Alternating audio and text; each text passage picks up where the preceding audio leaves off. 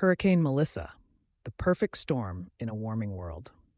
As of October 29th, 2025, Hurricane Melissa has left Jamaica reeling and made landfall in eastern Cuba, marking one of the most powerful storms in Caribbean history and a stark warning of how climate change is intensifying weather extremes. Rapid intensification fueled by record ocean heat. Hurricane Melissa's swift transformation from a tropical disturbance to a Category 5 hurricane in just 3 days has stunned meteorologists. According to the National Hurricane Center, ocean surface temperatures in the Caribbean were 3.6–5.4 degrees Fahrenheit, 2 to 3 degrees above average, providing ideal fuel for explosive intensification. At peak strength on October 28th, Melissa's sustained winds reached 185 miles per hour, 195 km per hour, with a central pressure of 26.3 inherms, 892 millibads, making it the strongest hurricane on record to strike Jamaica. Experts say that such rapid intensification events are becoming more frequent as oceans absorb increasing amounts of heat from greenhouse gas emissions. For Jamaica, it will be the storm of the century for sure, said Anne-Claire Fontaine, a tropical cyclone specialist with the World Meteorological Organization, in comments to Reuters. Melissa's sheer strength reflects a broader trend. The 2025 Atlantic season has already produced multiple major hurricanes, including several reaching Category 4 and 5 intensity, a pattern scientists tie to warming seas and shifts in atmospheric circulation.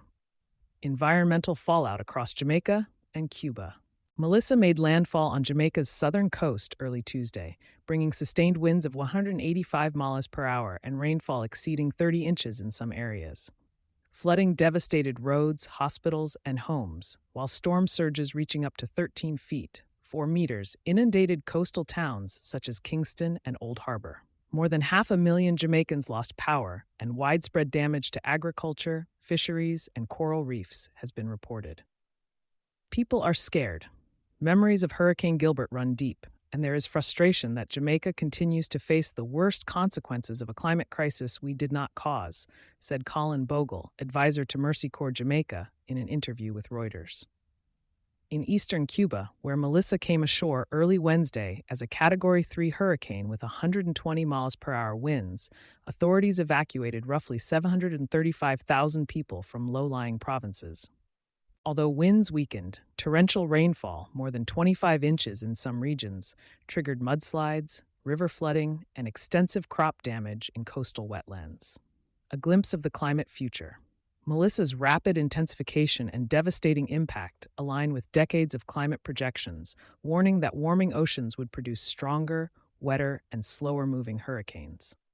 NOAA scientists say the likelihood of a tropical storm intensifying by at least 35 miles per hour within 24 hours has more than doubled since the 1980s. The storm's slow movement compounded the damage by keeping heavy rain bands anchored over the same regions for hours, a scenario similar to Hurricanes Harvey, 2017, and Dorian, 2019. Experts warn that such stalling storms may become more common as atmospheric patterns shift under climate warming. Don't bet against Melissa. It is a bet we cannot win, said Desmond McKenzie, deputy chairman of Jamaica's Disaster Risk Management Council, urging residents to heed evacuation orders ahead of landfall. Environmental scientists are now monitoring secondary ecological impacts, including mangrove die-offs, coral bleaching, and saltwater intrusion that could compromise drinking water sources for months. Adaptation and resilience, a regional imperative. As recovery begins, Caribbean leaders are renewing calls for international climate finance to strengthen infrastructure and energy systems. The Caribbean Climate Smart Accelerator estimates that the region will need at least $7.5 billion annually through 2035 to safeguard power, transport, and food systems from intensifying climate threats. Every drop will count, said Matthew Samuda, Jamaica's Minister of Water and Environment, ahead of the storm. We must rethink resilience not as a choice, but as a condition for survival. Despite repeated pledges, global adaptation funding remains well below the commitments made under the Paris Agreement, leaving small island nations to shoulder mounting costs. Melissa's aftermath underscores a defining truth of the climate era. Without deep cuts in global emissions and sustained investment in adaptation, the perfect storm will become less an exception and more the expectation.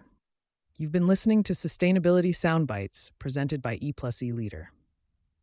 For partnership opportunities, reach out to a member of our team.